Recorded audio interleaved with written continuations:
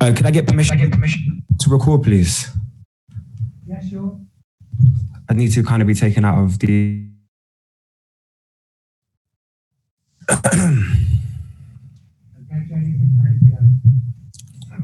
Speak of you. Thank you.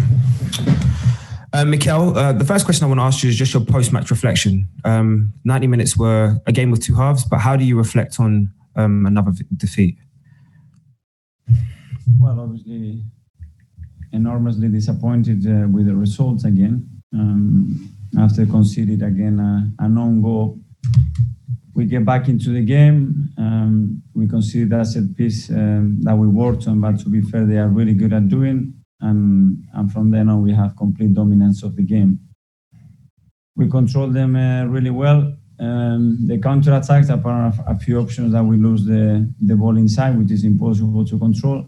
And then we start to get more and more dangerous in the final third, knowing that attacking this low block once they are in front is complicated. We generate a lot of situations, but they don't end up in big chances.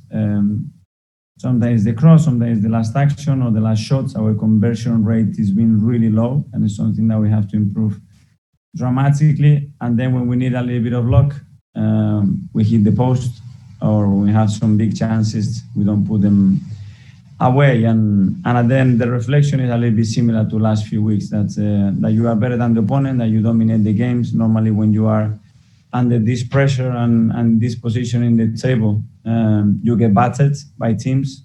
It's not the case. I see the spirits on the team, how they try, how they are willing to do things the right way, and I got it for them as well, because they needed our results, and I think we played a game that we had to get something out of it. Mikel, some people would say that the tempo wasn't quick enough today, especially in the attacking sense. No chances created in terms of no chances on target in the second half. How do you respond to those critics? Yeah, I think the first half, the first phase was slow. Whether it is because players are a little bit restricted and they don't want to make a mistake, or just because we felt that it was comfortable to do it. But the second half, it was much better. We talked about it at halftime, that we have to be, the speed ball has to be much quicker, the movement, the intention, the purpose to attack the spaces. And we did it much more efficiently, but it wasn't enough to score more goals. A return of only 14 points from 14 games. You knew and you were honest when you took the job. You said it was a long-term project. But I ask you at this stage, how do you sort of reflect on how this season has been so far? Well, the season highlights at the moment is the situation we are in the Premier League. We've done really well in Europe, really good in the Cups, but we are really struggling to get results in the Premier League. Again, when we analyze every game, the reasons why we are losing football matches compared to other teams winning them, the margins are so small, but we need those margins very quickly, because if not, the situation gets impossible to handle. Just a couple more from me. I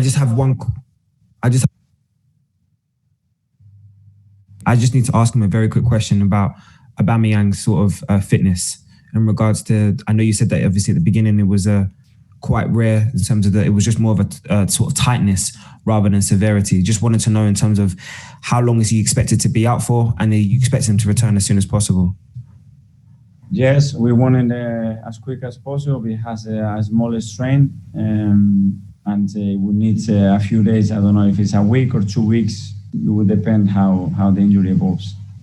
Okay. Thanks, Jerry. Charles? Hi, Mikel. Hello. Mikel, I think it's worst start to the season since 75 now, 5 points from a possible 30. And it kind of feels like Groundhog Day, like your answers here, you're having a lot of possession, you're seeing a lot of the ball but not creating chances. How can you go about changing this? Because you all know you need to change it very, very quickly, don't you? Yes, but the opponents are not generating anything. We lost against Burnley without conceding a single shot on target as well. You know how this is how teams win a lot of games in the Premier League. And at the moment, we are not going to generate 15, 20 chances against blocks like that. It's not realistic. And when we have done as well, we haven't been accurate enough to finalize those actions. So it's a bad combination. Sometimes it's been that we play with 10 men. The other week we considered an own goal. Today we considered an own goal. It's a lot of things happening at the same time, and when that happens, and it's difficult. You've spoken about the need for time, and Vinay and Edu have both come out and said similar, but you will know yourself, I mean, this goes on too much longer, you'd almost be in a position where your position would become untenable, wouldn't it, with this sort of run of results? I understand that. My energy and my focus is only getting the team out of that situation, maintaining the spirit on the team, the fight that the boys show every time they go in on the pitch, and you can see that, you cannot deny that.